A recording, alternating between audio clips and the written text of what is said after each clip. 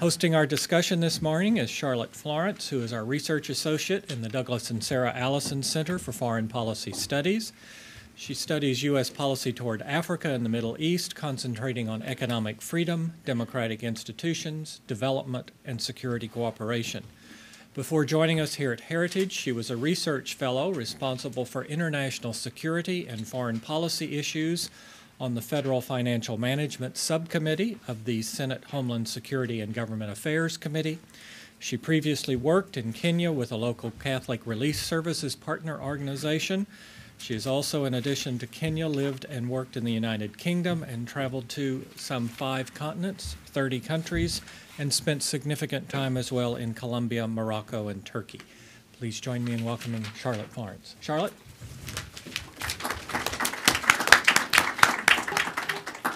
Thank you, John, and good morning to everyone, and welcome to the Heritage Foundation, and a special welcome to our panelists today.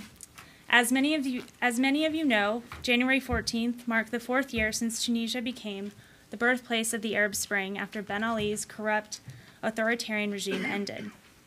The events that followed in the region changed the political landscape in North Africa and the Middle East deeply. While the road to democracy in Tunisia has been bumpy and marked by political gridlock, Tunisians continue to amaze the region and the world for their openness and commitment to developing their own free and democratic system. This past December, I had the honor of joining the International Republican Institute's Elections Observation Mission and see firsthand the country democratically elect its first president under the country's new constitution. Tunisians, after 4 years of transition governments, seem to be quite ready to get down to business and move the country forward. It's no wonder that The Economist in December 2014 named Tunisia the country of the year. Tunisia is not without its challenges. This includes a 15% unemployment rate, deep regional economic disparity, reports of thousands of Tunisians traveling to Syria to fight alongside ISIS and al-Qaeda, and many of the Ben Ali bureaucratic system is still fully intact. Addressing the economy, reforming the country's bureaucracy, and protecting Tunisians and countering terrorism remain critical issues that the newly elected government must address. Despite these challenges, I remain cautiously optimistic and firmly believe that the U.S. should remain committed to Tunisia's ongoing political and economic transition. This is a critical time period. To better understand the security, political, and economic situation in Tunisia, it's my pleasure to introduce today's panelists. First up, we'll have Ambassador Mark Green. Ambassador Mark Green joined the International Republican Institute, or IRI, as president in January 2014. Prior to leading IRI, he served as president and chief executive officer of the Initiative for Global Development. Ambassador Green served as a senior director at the U.S. Global Leadership Coalition. Ambassador Green served as U.S. ambassador to Tanzania from 2007 to 2009, and before that served 4 terms in the U.S. House of Representatives, representing Wisconsin's 8th District. While in Congress, he helped craft key policy initiatives, including the Millennium Challenge Act and President George W. Bush's history-making HIV/AIDS program, or PEPFAR. Ambassador Green has served on the board of directors of the Millennium Challenge Corporation. He is currently on the Human Freedom Advisory Council for the Bush Institute and co-chairs the Consensus for Development Reform. Ambassador Green holds a law degree from the University of Wisconsin Law School, a bachelor's degree from University of Wisconsin-Eau Claire, and an honorary Doctor of Science from Georgetown University. Second, we have Alexis Arieff. Alexis Arieff is an analyst on Francophone Africa and the Maghreb at the Congressional Research Service, where she is responsible for preparing independent, nonpartisan policy research for members of Congress and their staff. Prior to joining CRS, Ms. Arieff worked as a researcher on Africa at the Committee to Protect Journalists, a contributing writer for Freedom House, and a research assistant at the International Crisis Group's West Africa Field Office in Dakar, Senegal. She was a 2008-2009 Fulbright Scholar in Conakry, Guinea. Alexis holds an MA in International Relations from Yale University with a focus on African politics and security. And last but not least, we have Shanta Devarajan. Shanta is the chief economist of the World Bank's Middle East and North Africa region. Since joining the World Bank in 1991, he has been a principal economist and research manager for public economics in the Development Research Group and the chief economist of the Human Development Network, the South Asia region, and Africa. He was a director of the World Development Report in 2004, making services work for poor people, and before 1991, he was on the faculty of Harvard University's John F. Kennedy School of Government. The author or co-author of over 100 publications, Mr. Devarjan's research covers public economics, trade policy, natural resources, and the environment, and general equilibrium modeling of developing countries. Born in Sri Lanka, he received his BA in mathematics from Princeton University and his PhD in economics from the University of California at Berkeley. And so I'm now going to hand it over to Ambassador Green. Following the panelists' remarks, we will have an opportunity for the audience to ask questions. And if you're following along today on Twitter, the hashtag we're using is #Tunisia. Ambassador Green. Great, thank you. Thanks, Charlotte. It's an honor to be back here at the Ideas Factory that we have here at Heritage Foundation, and to be with my distinguished colleagues up here on the panel. I guess I have three messages that I'd like to leave with you with respect to Tunisia and the path forward. The first is that it's hard to overstate Tunisia's achievement in conducting these recent successful elections. IRI, as was mentioned, had an international observation mission for each round of the national elections. And we termed these elections credible, transparent, and we said they allowed for genuine political competition among stakeholders. Now, national elections are always challenging, as all of us know here painfully. The fact that Tunisia was able to conduct 3 rounds of national balloting in less than 3 months, less than 1 year after the adoption of their new constitution, is impressive. All the more so because they did it against the backdrop of extremist threats in the region. What was particularly encouraging for me was not just how the elections were conducted, but was to see how the important political parties handled their roles as the votes were being counted. Ennahda, the principal Islamist party, conceded defeat and accepted the results. Nida Tunis, the secular party, was respectful in victory. So that's message number one. Number two, just as it's hard to overstate the achievement of these elections, it's also hard to overstate the scope of the challenges that Tunisia has going forward. If you look closely at the elections themselves, I think you can see breadcrumbs that point clearly to the challenges that they're facing. At IRI, while we were praising the elections and commending Tunisia for how they were conducted, we noted something that we found worrisome.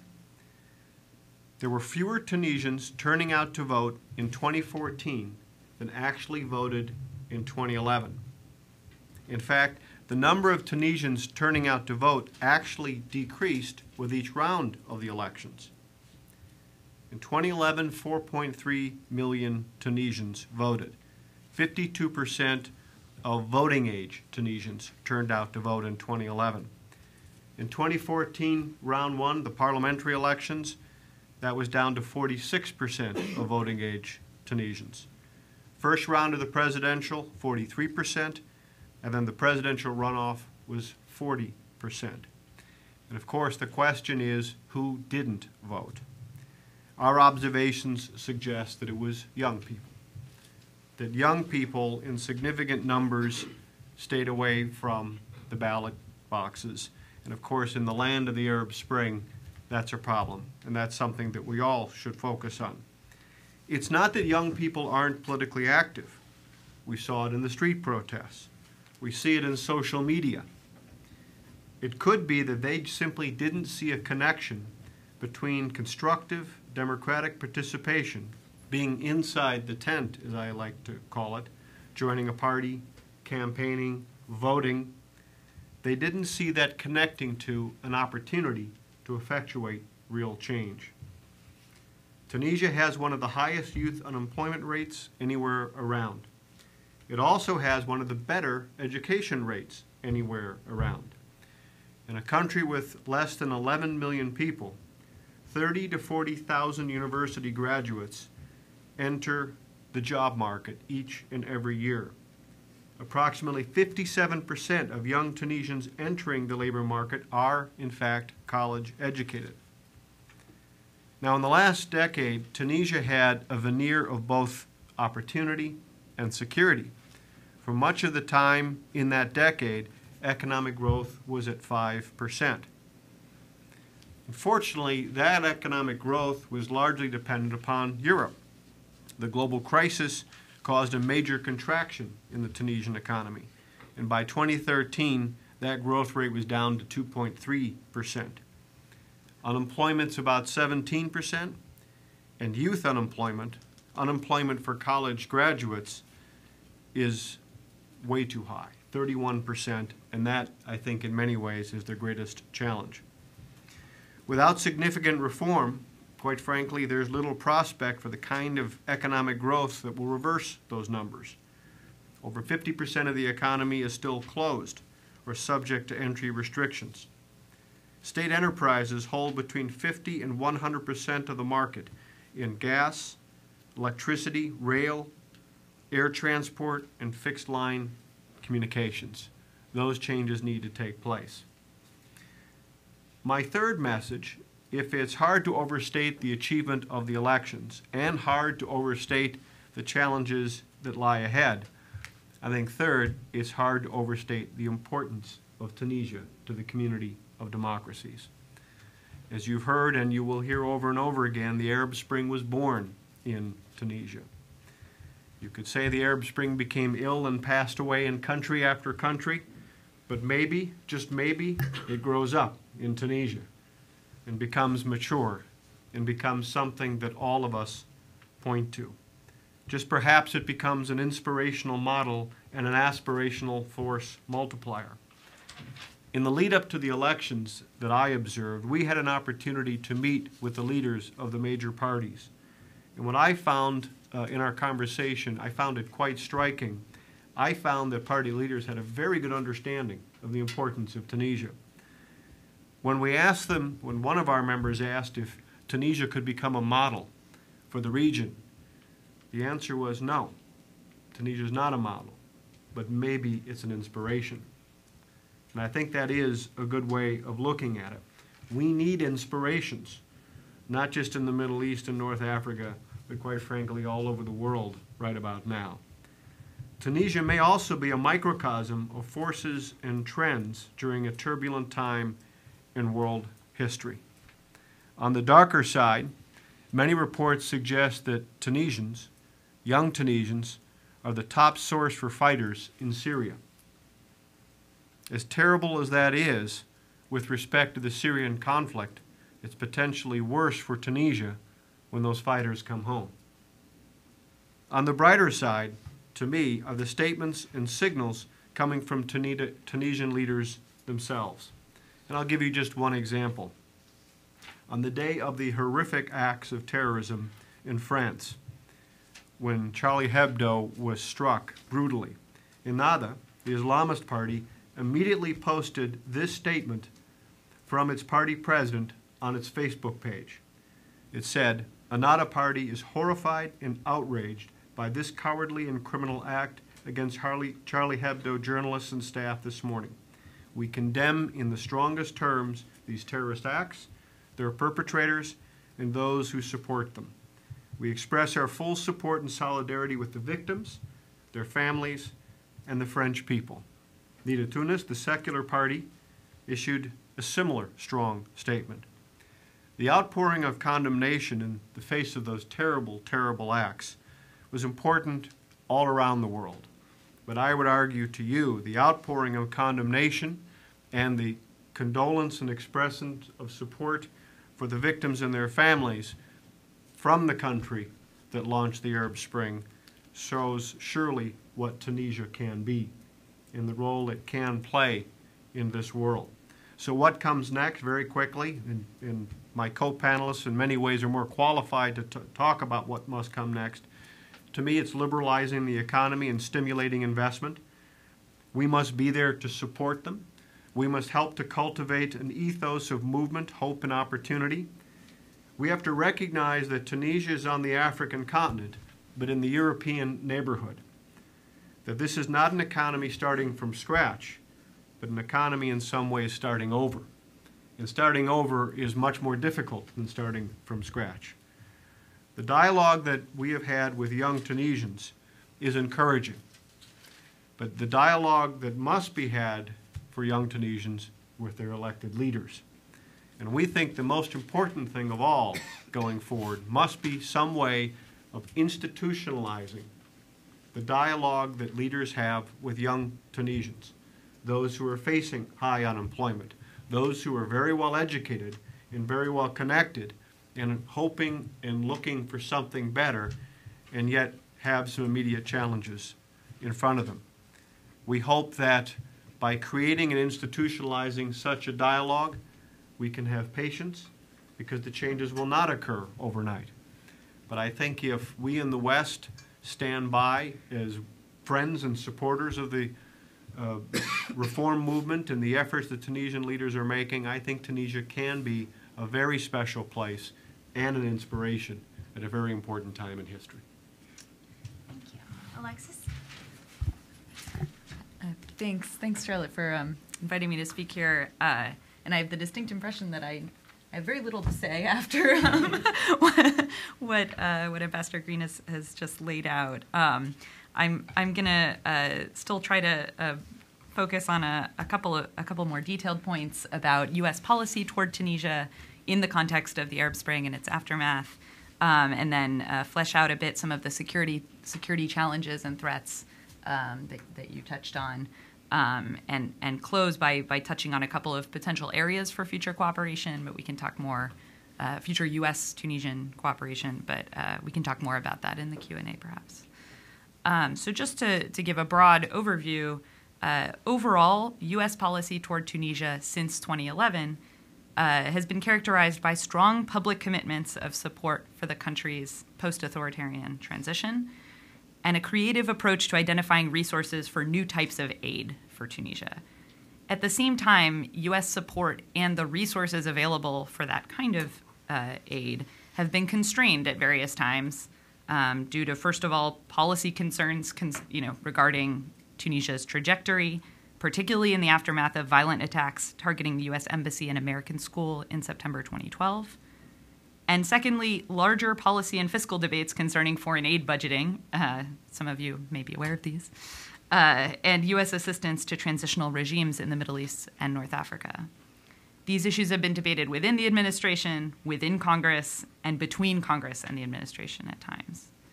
In addition, despite regular statements from senior U.S. officials that have lauded Tunisia's progress and referred to it as an important model or perhaps inspiration for the region, U.S. policy attention has not been focused as much on Tunisia as it has on other countries affected by the Arab Spring, notably Egypt, Syria, and others. This is in part the legacy of history. U.S.-Tunisian relations prior to 2011 were friendly but limited, and bilateral aid was low by Middle East standards and overwhelmingly focused on military aid. It's also a result of Tunisia's relative successes, arguably, in that crises inevitably draw more U.S. policy bandwidth. The administration and several members of Congress have publicly praised recent developments in Tunisia, particularly the adoption of Tunisia's new constitution about a year ago, and the recent holding of legislative and presidential elections. These elections mark the formal closure of Tunisia's roughly 4-year transitional period, though of course democratic transitions may be expected to take much longer to consolidate, and this is likely to be an ongoing process, and tensions are likely to continue. As Ambassador Green described, these elections were procedurally extremely impressive, and while there were security threats to the process, they didn't overwhelm or fundamentally disrupt how the elections were held. At the same time, there was and continues to be some concern about political tensions within Tunisia and a palpable sense of anxiety or dread about the future, which shows up, for example, in IRI opinion polling. So this disconnect between international praise for Tunisia and the sentiment among Tunisians that the country may be headed actually in the wrong direction is remarkable and deserves attention. And it'll be interesting to see what the next iteration of polling tells us, now that the elections are over, whether that was sort of a blip related to concerns about the electoral process or whether this is a deeper trend. So on U.S. aid, the administration and Congress worked together to provide over $570 million in aid for Tunisia since 2011. Much of this was the result of reprogramming funds that were initially appropriated for other purposes and or in prior years. So that's that creativity that I was referring to earlier in support of new programs and initiatives.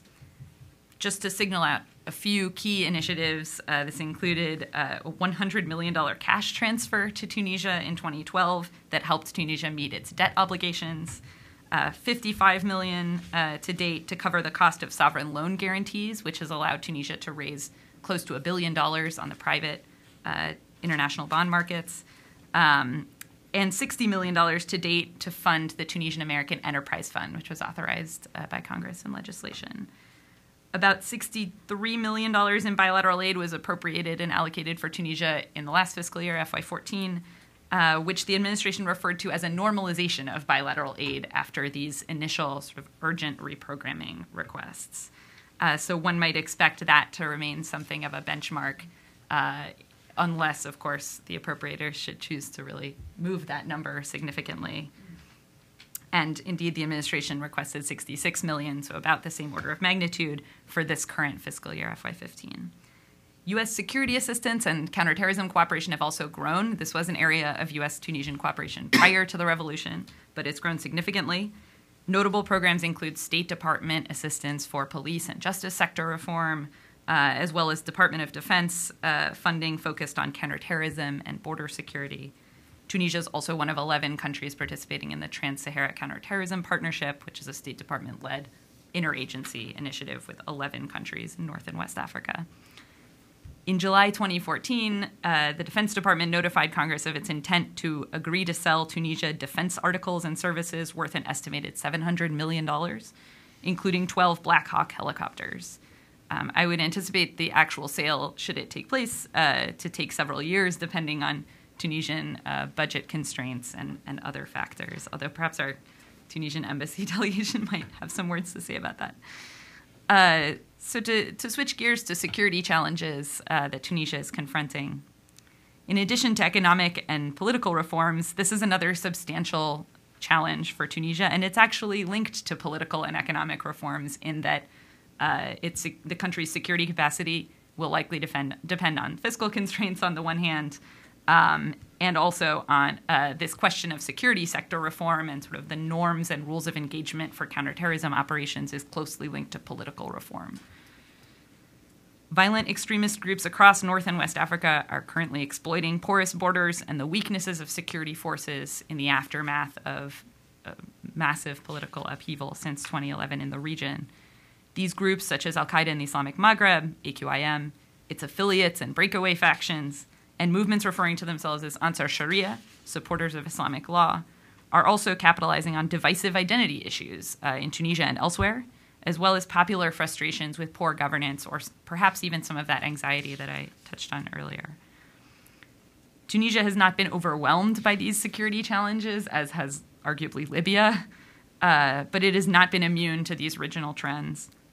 And its security forces have struggled to respond to terrorist threats in the context of post-authoritarian changes in the structures and norms governing the security sector.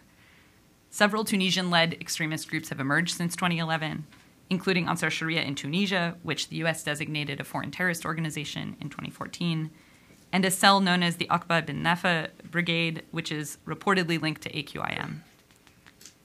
Competition for followers between core Al-Qaeda and the Islamic State, quote-unquote, has reportedly sparked debate within AQIM and other Islamist extremist groups in North Africa, which may influence these groups' strategic decisions, probably for the worse, in terms of competing against each other for attention and resources.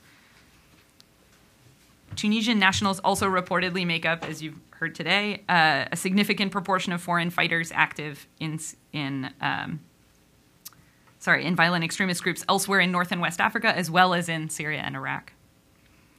According to figures released by the Tunisian authorities, at least 2,400 Tunisians have traveled to Syria as combatants since 2011, which would make Tunisia one of the largest, if not possibly the largest, source of foreign fighters there.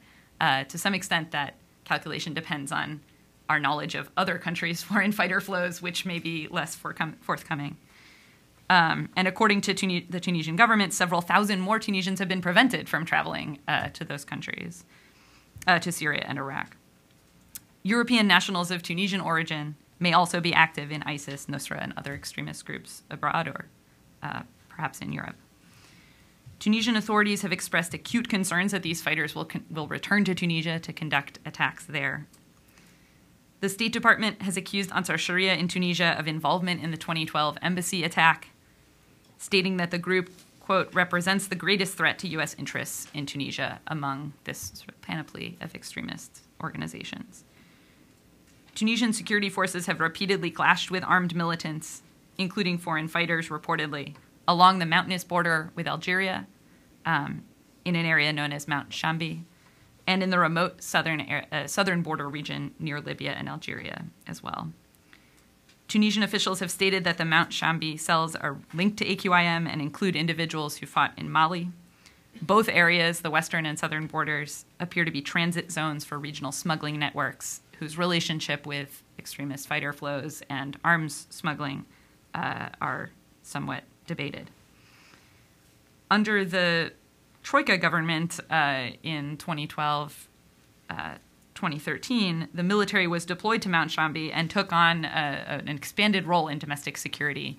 At times, Tunisian authorities suggested that this would be a temporary measure, that ultimately internal security forces would sort of reassume their preeminent role in domestic counterterrorism or law enforcement. But right now that seems quite unlikely in the near term. So there's also a question of military overstretch and sort of what can be done to make sure that the military doesn't lose its core capabilities or sort of become overstretched and unable to respond to other defense needs. Senior officials have repeatedly promised to crack down on violence by extremists, including under the NATO-led Troika government. At the same time, under the Troika government, the state's response was criticized both as overly timid by secularists and overly harsh by members of Tunisia's Islamist community, which underscores the challenge for Tunisian leaders of countering terrorism while not appearing to resort to the strict authoritarian measures associated with the Ben Ali government. So as a bit of outlook on U.S.-Tunisian cooperation, aid might be expected to increase somewhat following the successful completion of the 2014 electoral cycle. The U.S. ambassador to Tunisia suggested as much in recent remarks. At the same time, I might be wrong, but I wouldn't anticipate sort of a massive increase in aid just due to these larger policy debates within the U.S.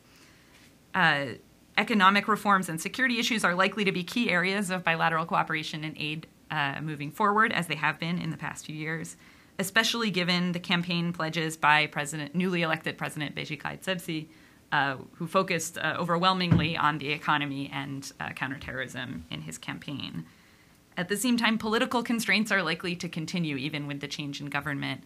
I would just flag that, for example, the World Bank has done quite interesting work on the fact that Tunisia's investment code and regulatory framework allow the sort of capture of markets by individual firms associated with actors in the Ben Ali regime. Some of those actors are now active in Nida Tunis, so the victorious party in the last election. So while reforms may continue to be a talking point, one might question sort of the actual political will to do some of the harder work of actually looking at that regulatory system and also at other tax spend and regulation sort of holdover from the Ben Ali era. So with that, I'll tee it up for.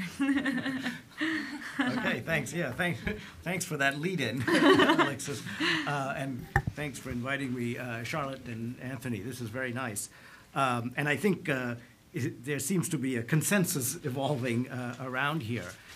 But I want to go back a few years and say that Tunisia actually represents a puzzle, certainly to us economists. Because if you look at the period from 1990 to 2010, this was the most successful country in the Middle East and North Africa. Growth was, as Ambassador Green mentioned, 5%, some years 6%. And importantly, our indicators of equity, inequality was low in comparison to other countries and declining. And poverty was actually practically eliminated. Extreme poverty was practically eliminated. And we all know, and people have already alluded to, the high levels of education. This is a country that achieved universal primary education, almost universal secondary education, very high rates of tertiary education, including among women. We have more women than men enrolled in universities these days. So in that context, you ask, this is the place that had the revolution. With all of these indicators, and as Charlotte mentioned, I used to be the chief economist of the Africa region. And when I knew I was coming to MENA, I was like looking at these indicators saying, gee, I wish I could have these things in Africa.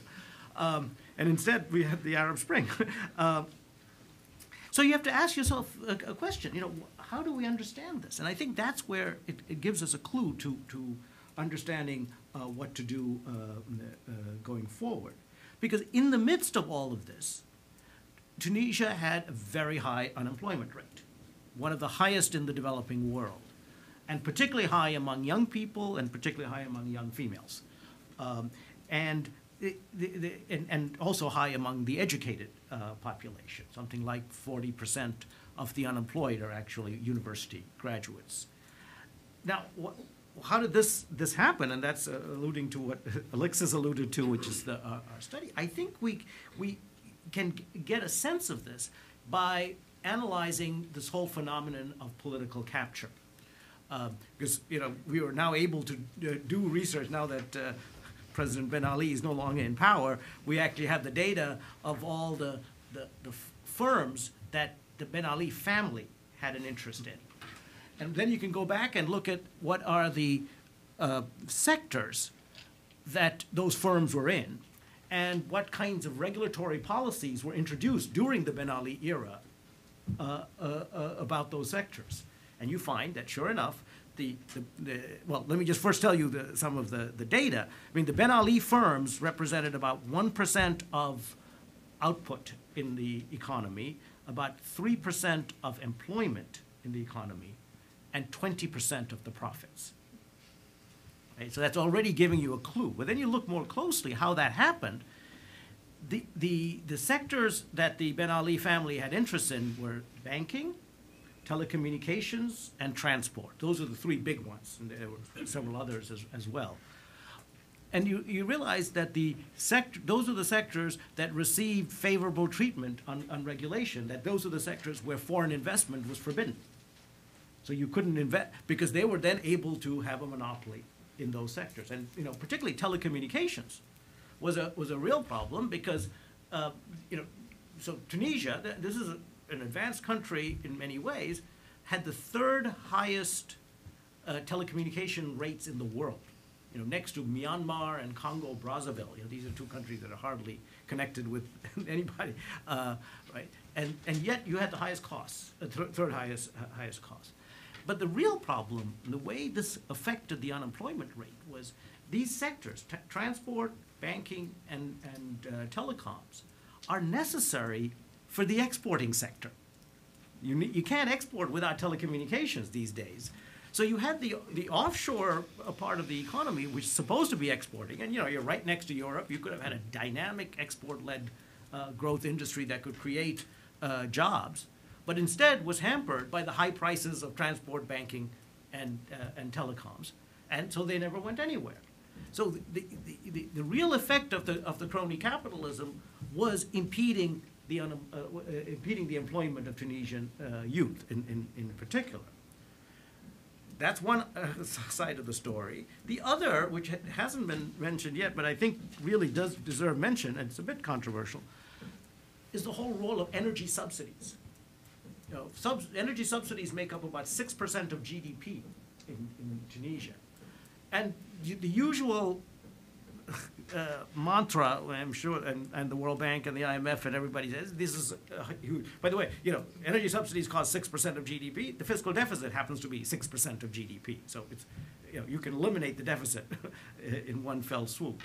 And also the fact, and this is true, that energy subsidies go mostly to the non-poor. They go, something like 60%. 60% of the subsidies go to the richest 20% of the population, because they're the ones who drive the cars and the air conditioners and so on.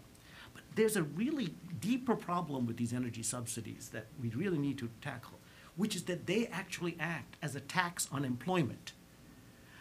Why? Because energy subsidies favor energy-intensive industries. But energy-intensive industries are also capital-intensive industries. And they're typically older capital-intensive industries. You find there's a clear pattern that the ones that use most energy are the ones that have the big factories and the oldest factories. Those are not the ones that create jobs. So they crowd out the young, dynamic, labor-intensive industries and prevent them from growing when most of the resources are captured by the large, older, capital-intensive industries. So Tunisia's unemployment problem, which is a problem very clearly, and everybody has stated it, can go back to some of these public policies that were introduced, and some of them were introduced under the rubric of trying to protect the poor. They introduced energy subsidies back in I think the 1970s, the first oil crisis. I think the 73 or something like that, as a way of protecting poor people from getting access, from the high price of oil at that time. But what they ended up doing was taxing these poor people and denying them jobs. And there are lots of other things that people have mentioned about the business climate that discourages these small, young firms from growing. So as a result, you have this phenomenon, what we call the missing middle. In Tunisia, you have two types of firms. You have large, old firms, and you have tiny, thousands of tiny firms, one to five employees, the mom and pop type enterprises, and nothing in between. Literally nothing. I mean, if you look at the job growth, there was zero growth in those middle firms between 1995 and 2013. And all of the growth was in the very small and very large firms. Now, this, to me, is the economic problem facing Tunisia today. Now, the other thing, and all of my co-panelists have mentioned it and celebrated it, is that the same country has achieved a dramatic political consensus.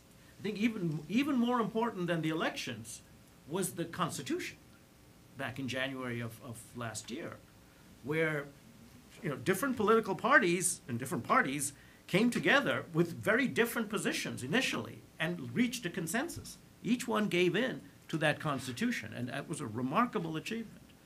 And that now has gotten translated, as Ambassador Green also mentioned, in terms of peaceful elections and an outcome that everyone seems to be satisfied with. Now, the question is, during this period, these economic policies that have stood in the way of employment growth haven't changed. We're still stuck with the same set of rigidities in the economy, the same set of monopolies, and I dare say maybe some of the same people in power who are standing in the way. And I've struggled with this because we've been working very hard on trying to get some of these reforms through. And what I also detected, which I didn't think about before, is that even the administration, this is leaving aside the political part, just the bureaucrats in the administration, are also trying to work in a new system. It was very different when you had a autocratic leader. You got the orders from above and you knew exactly what to do. In this period, in the last 4 years, the administration didn't really know who was in charge. And then you're very reluctant to take a decision. There are many of these reforms are stroke of the pen reforms that you can do at the administrative level. You don't need parliamentary approval. But still they're not getting done. Because somebody, nobody, even senior level administrators are reluctant to take those decisions. So we've got a big challenge, as Ambassador Green was mentioning, because I think the agenda has to be these economic reform programs if we're going to deliver.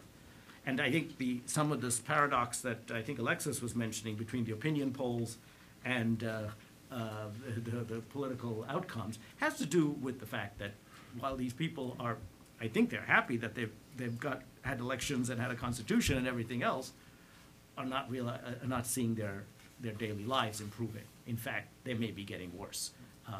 And so that is got to be the challenge for the future. Let me end by just saying, though, that I am hopeful. I am optimistic about Tunisia. Now, that's not just because I'm the chief economist of the region and I have to be optimistic. But one of the reasons I'm optimistic is that I think we now have a deeper understanding of the underlying reason for the problem, for the underlying economic reason. So at least knowing that, we know what to avoid, which directions to go. The other is this surge of educated young people, including educated young women, is going to make a difference. This is not going to be business as usual anymore. This is a whole new world out there when you've got such a large percentage of educated young women, as we have observed in other parts of the world. That changes the political equilibrium and can change the direction of economic change. And finally, again, as Ambassador Green, I think, mentioned, Tunisia is an inspiration. It's an inspiration not only to the rest of the world, it's an inspiration to Tunisia. If we can reach if we could have reached that political consensus in January 2014, I think we can reach that economic consensus in 2015. Thank you. Thank you, Shanta. All right, well, I'd like to open it up to questions from the audience. If you can please state your name and affiliation, and please ask a question. And we'll start with Jim Phillips.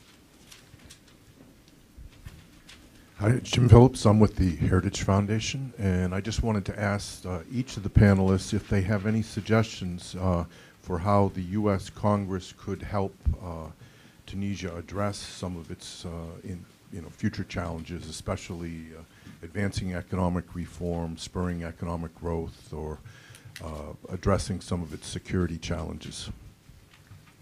Thank you.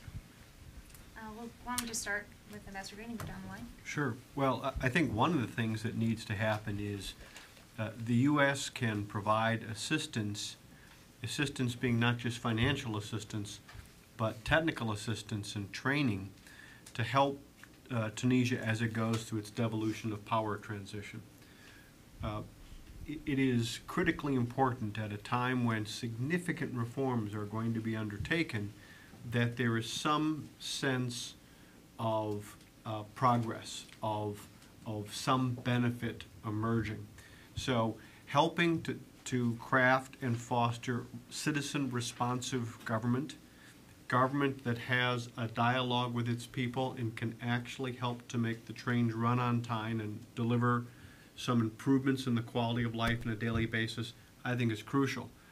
If, on the other hand, that doesn't take place, and reforms, as important as they may be, and clearly are, if they are seen as being inflicted or imposed without a dialogue, without some meaningful benefit, it will create instability, and it will create a lack of consensus and even opposition to what needs to be done. I work for Congress, so I have to be careful about telling them what to do, but and in fact can't. But no one's listening. I can tell that no one's listening.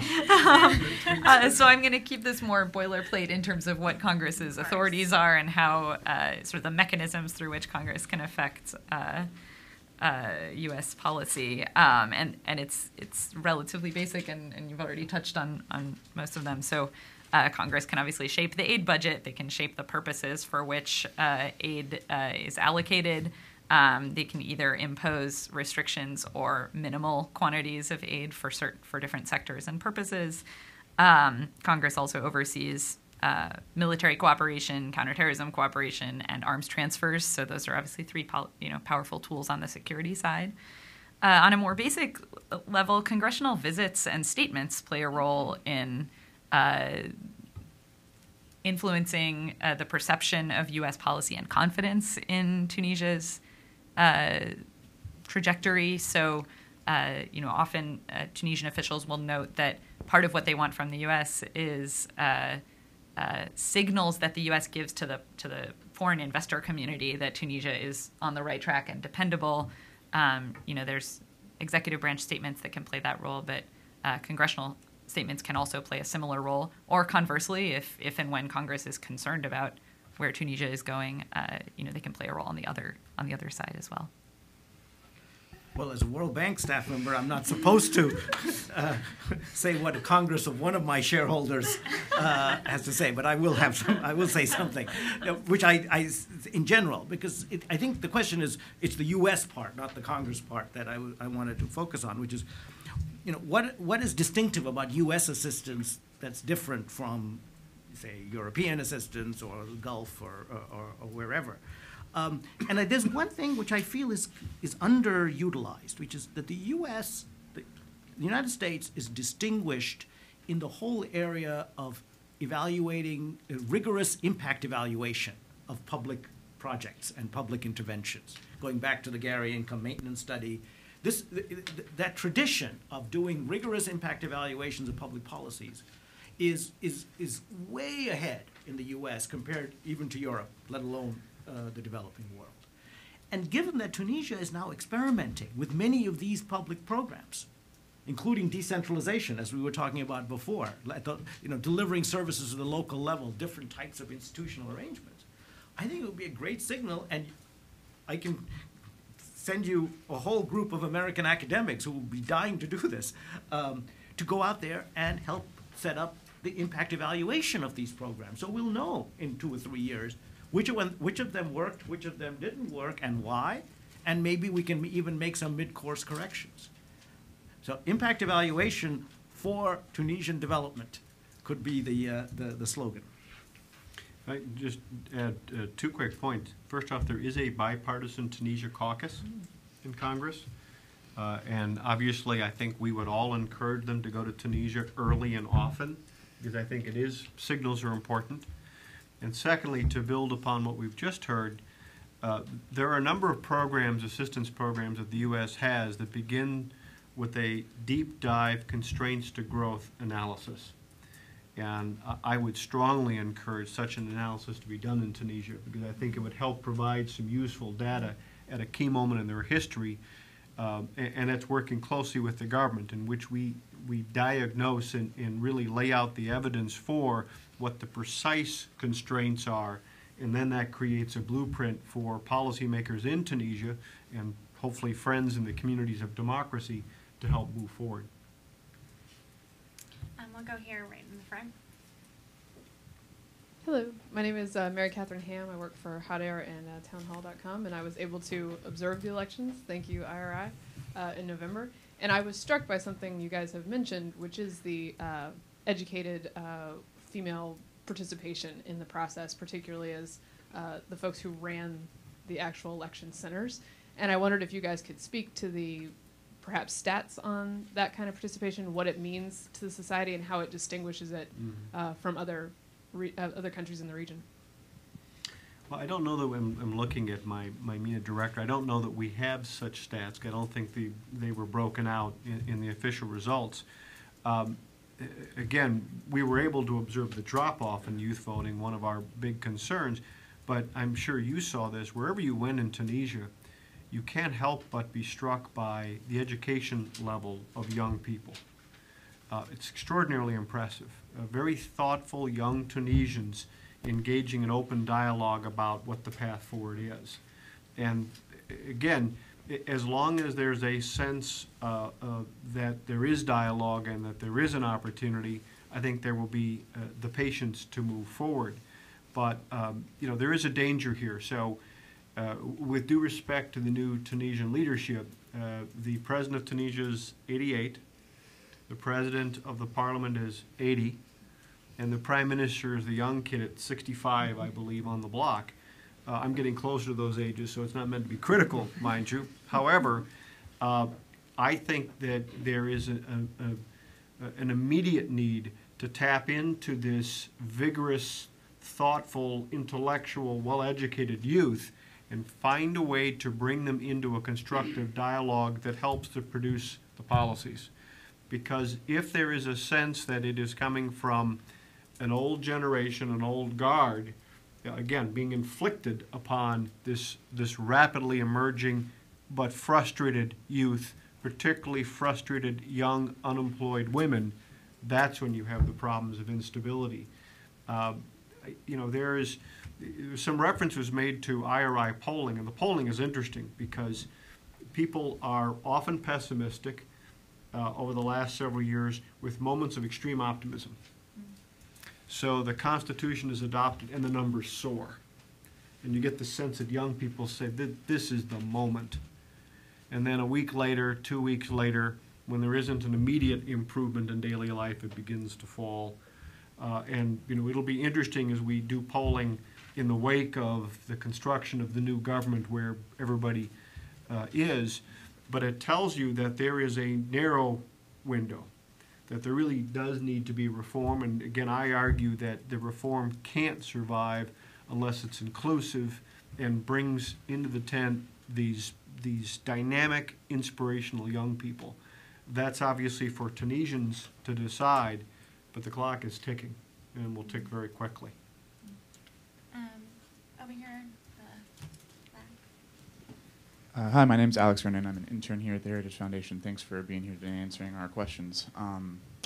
Despite the apparent difficulty that you all kind of mentioned of instituting these economic reforms that you say are necessary in Tunisia, experts like yourselves and a lot of other experts are still extremely optimistic about the consolidation of democratic institutions and liberal economic institutions in Tunisia. Are there particular social, cultural, political, or economic conditions in Tunisia that are unique to Tunisia that make it so, that make people very confident that these institutions can stick, and that have made recent successes like the elections that happened in Tunisia have made them possible, where they've been extremely rare in the post-Arab Spring region? And if there are these particular conditions, why or why can't they be a model for the other Arab nations or North African nations in the region? Thank you. Who wants to take a crack at that one? All right, I'll try. All right. Just to give you more time to.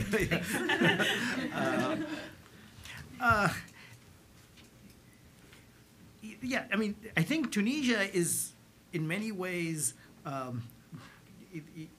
it lacks extremes at various ends. So you have institutions that are relatively more tolerant on all dimensions. The second, and I think if you go back, this goes back to Bourguiba, the push on education, which really stuck. I mean, Bourguiba announced it. I mean, it was not like it didn't happen by accident. He said, I want to educate all Tunisians, and men and women. And in fact, he got some pushback from his peers, shall we say, leaders of neighboring countries. I won't mention names.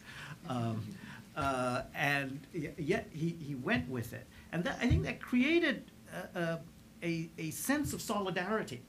That all Tunisians had the right to be educated, and they were educated. That was the thing. We actually delivered on the promise. And it creates a sort of stability in the country that you don't find in countries with less, either with failed universal education programs or without the education programs. Please. I was going to say, the other piece to it that I was struck by is pride. Tunisians are proud. They point to their long-standing culture. They point to the fact that they have a tradition of consensus building, and the way every Tunisian can point to pride with this constitution. Every Tunisian is very proud of what was constructed. So there is a sense, there is a narrative, a national narrative that says Tunisia is different, Tunisia is special, yes, we're well educated, yes, we have this great culture, yes, we have this history, we can do this.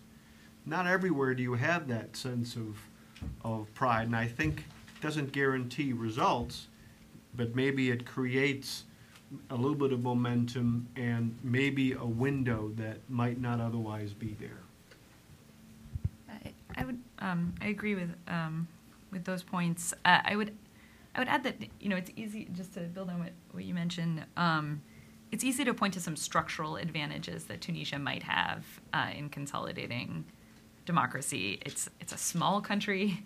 It doesn't have the problem of vast hinterlands that Algeria, Libya, other countries might have just on a purely territorial level. That sucks up resources, and it makes it much easier for non-state actors to sort of challenge the state, right? It's less expensive to control a smaller territory. And Tunisia also has a more homogenous population than some of those other countries. Now, part of that is just due to its small size, but also part of it is a legacy of policy decisions over time that sort of fostered a national identity. Some of the Bourguiba era legal changes, educational reforms, the personal status law that instituted pretty progressive women's socioeconomic rights by regional standards back in the 50s. Those are all pointed to also as sort of important advantages that Tunisia has going forward. On the other hand, what I think is remarkable about the last couple of years is that a lot of the successes that Tunisia has had, if we want to look at the steps to date as successes, the 2011 elections, the formation of a ruling coalition that included both secularists and Islamists in late 2011, the agreement on the electoral calendar and process for 2014, the political dialogue in 2013, those steps are actually attributable to individual decisions by a relatively small group of elites. And I think that there's evidence that the Tunisian public was supportive of those elite decisions, at least in retrospect. But we shouldn't understate sort of the importance of individuals in the last couple of years of Tunisia's trajectory, and we shouldn't take that for granted either, I don't think. So Tunisia now faces this sort of paradoxical situation where there's a lot of pride, rightly, in the fact that these individuals were able to come to the table and make sometimes closed-door decisions, quite honestly, that moved the process forward, and a desire not to let go of that dynamic. There seems to be a consensus across the Tunisian political spectrum that more such dialogue at the elite level will be needed in the near future in forming the government and possibly in future state decision-making. And it's even possible we could see a coalition government that essentially replicates the political dialogue as a coalition, as a formal coalition in government. So on the one hand, there seems to be an agreement that that kind of elite bargaining is a good thing. On the other hand, for a sustainable democracy, you need at some point institutions to be able to take over from individuals, right? And you can't assume that individuals will always have democracy at heart when they're making decisions. So that's going to be, to my mind, the next big challenge for Tunisia is to move maybe haltingly, maybe gradually from one system of decision-making to a more institutionalized and frankly more democratic decision-making. I mean, at some point, it has to matter who voted for what party and what party got more votes, right? You can't just say, well, every party that got some votes gets to sit at the table and participate in trade-offs. So I think that's a major challenge, and I think Tunisians are cognizant of that challenge, but there's not necessarily shared agreement on the concrete steps that are needed to confront that challenge and the timeline on which it needs to be confronted.